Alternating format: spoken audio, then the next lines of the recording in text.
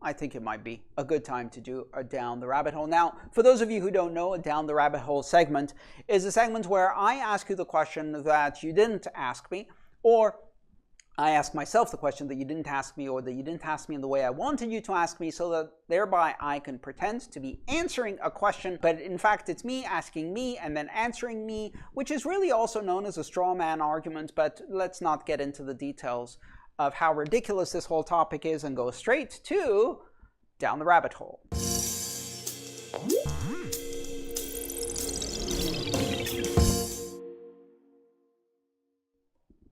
All right, the topic of this segment of Down the Rabbit Hole is capital gains taxes, and more in general, marginal taxes. Now, okay, hang on. Some of you started snoring already. No, please wake up. This is important.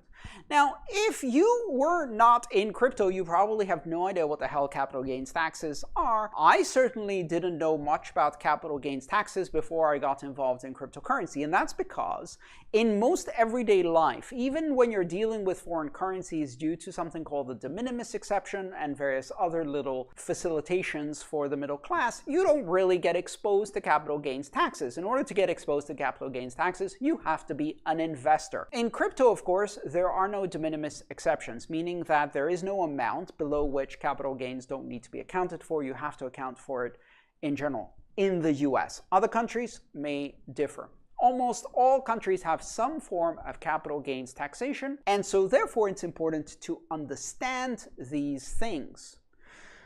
If you live under a rock, you may have not noticed that 2 or 3 days ago, the new administration's plan for capital gains taxes was announced in the United States, and that plan includes a 39.6% marginal tax for long-term capital gains for people making more than $1 million a year. And well, the markets freaked out. The traditional markets freaked out, and the crypto markets freaked out. And then they mostly recovered, because as is always the case in markets, there's a lot more reaction to the news than to the reality of the situation. And a lot of people react not because they see fundamentals have changed, but because they think other people will react, and that creates a cascade effect. So we saw that happen. At least that's one of the possibilities of why the markets reacted, but then again, you can never tell. So let's discuss this topic, because I think it's very important to understand these things and understand where the risks lie. So, are you about to pay 40% tax on all of your beautiful crypto gains? Probably not. Probably not. And if you do, congratulations, that means you're doing really well. But for the most part, no, you're not.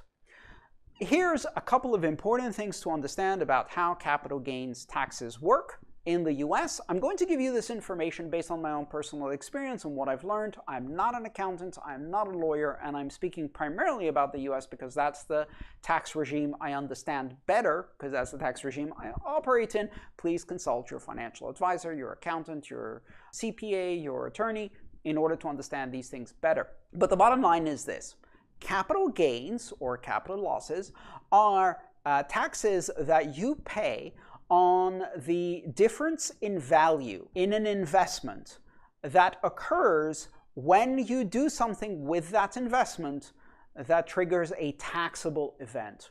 So let's say you buy crypto and then you sell crypto. That sale of crypto is a taxable event. It triggers the assessment of capital gains, meaning that at that point you have to estimate how much gain or loss you achieved from the moment you bought that crypto until the moment you sold it. Now, there are two categories of capital gains and capital losses: short-term and long-term. In the US, short-term is anything held less than a year, long-term is anything held over a year. Short-term capital gains really are taxed as income in the US. So the standard rules for income apply, meaning that you have a series of rates that apply as a marginal tax rate. So you'll have 0, 10, 15, 25, 28, 30, 37, whatever. I don't remember the exact marginal tax rates. I can't remember them off the top of my head. And these basically increase as you go up in your earnings, but they only apply to the amount over that threshold. You're only taxed for your marginal value over the threshold. So short-term capital gains work like that, income taxes work like that, and now, and long-term capital gains also are marginal taxes based on an income threshold, but they're being aligned more closely with income, earned income taxes, whereas until now, historically in the United States, capital gains taxes have always been taxed much lower than income. So investment income is taxed much lower than income from labor. And this is now likely to change. This hasn't passed in law. It's not applying to 2021. These things will get passed into law. If you want, watch the documentary, How a Bill Becomes a Law. And once they become a law, they're not going to apply retroactively. So don't need to worry about it for this year. But in any case, let's understand how marginal rates work. A lot of poor and middle class people, myself included when I was younger, do not understand marginal rates.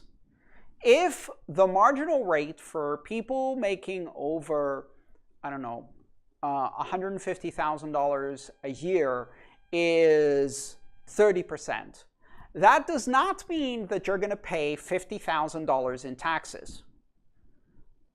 That means you're going to pay 30% of every dollar you make above $150,000. So marginal rates only apply above the threshold. Usually you have a series of thresholds. So for example, with capital gains today, let's say a married couple with a couple of children, and you make $70,000 a year purely on investment income from capital gains. You bought Bitcoin, you did well, and you sell $70,000 worth of Bitcoin this year. Long term, you held it for more than a year. How much are you going to pay on that? Most likely, zero. The marginal rate for up to $77,000 this year, I believe, is zero for a married couple. For singles, I think it's something like 60-something or 50-something, I'm not sure. Then, for the next between 77 and 150,000 or something like that, you pay 10% or 15%, and then you pay 20% above 400,000. That means that if you sell $401,000 worth of crypto, you're going to pay 0 for the first 77%, 10 for the next 100, 15 for the next 150. You're going to pay 20% according to the current capital gains for the $1 over 400,000. You're not going to pay 20% of 400,000. So marginal rates, important to understand it. So what we're talking about here is 39.6% on realized gains, meaning that you actually earned these gains because you actually sold, you created a taxable event, or you bought another crypto, or you bought a house, or you bought a boat, or you plowed all of your money into Beanie Babies. That's a taxable event. If you buy anything with your crypto, if you trade it for another crypto, if you sell it for dollars or euro or whatever, if you gain value from it, you have created a taxable event, and you're going to pay marginal taxes on that up to 39.6 for anything over $1 million of that income. So you're not just going to pay 40% of all of your crypto gains. And you're certainly not going to pay anything if you don't sell. So if you're just holding. So a lot of people who freaked out over the idea that they're going to pay 40% on their crypto gains because they put in $100 and they now have, $2,000, and they're like, man, I was going to buy a car with this money, but now the government's going to take 40% of my $2,000. That's not going to happen. You have nothing to worry about. That's not the case. That's not how marginal taxes work. But there is a danger, and it's a very big danger. And the danger that we saw happen again and again and again in 2017 is getting a whole bunch of taxable events from trading back and forth and back and forth and back and forth between different cryptocurrencies, not realizing that you're creating taxable events, not realizing that you're creating gains, and then pissing away those gains over a period of 1 to 2 years, more than a year, all short-term gains on which you owe capital gains taxes. Now, if you do it all within a year, your losses will offset your gains. It's not going to be a big problem. But here's where it gets really shitty. Let's say you sell Bitcoin that you bought at 3,000. You sell it at 60,000 on December 31st to buy Doge.